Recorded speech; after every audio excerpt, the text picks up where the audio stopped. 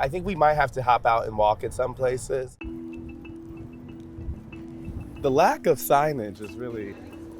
We're just trying to get into McCormick. They told us to take the Sky Bridge. That's this McCormick Place West building. I need to go to the McCormick South building.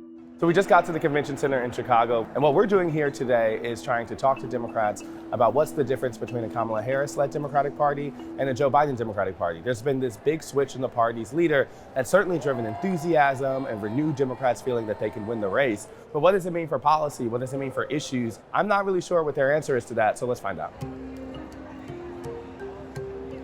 A couple things seem to be driving Democrats' enthusiasm for Kamala Harris. First answer we got was partly in their economic policy rollout speech. Together, we will build what I call an opportunity economy.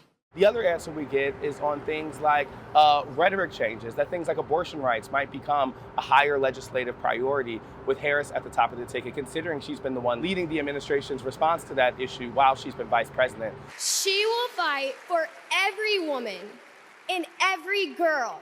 We talked to some uncommitted delegates who said it's been night and day from Kamala Harris to Joe Biden in terms of the willingness to engage with some folks who have been really upset with the ways that the administration has frankly shut out some voices who have been critical of its ongoing support of Israel's military campaign in Gaza. There has been a greater emphasis to not only look towards the future rather than the past.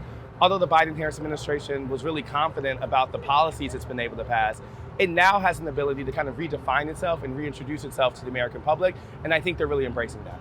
Hi, Astead. How are you? It's been a while. How are you? Oh, it has been too long. You got to come by and have tea with me. So I just hung up the phone with Senator Elizabeth Warren in Massachusetts.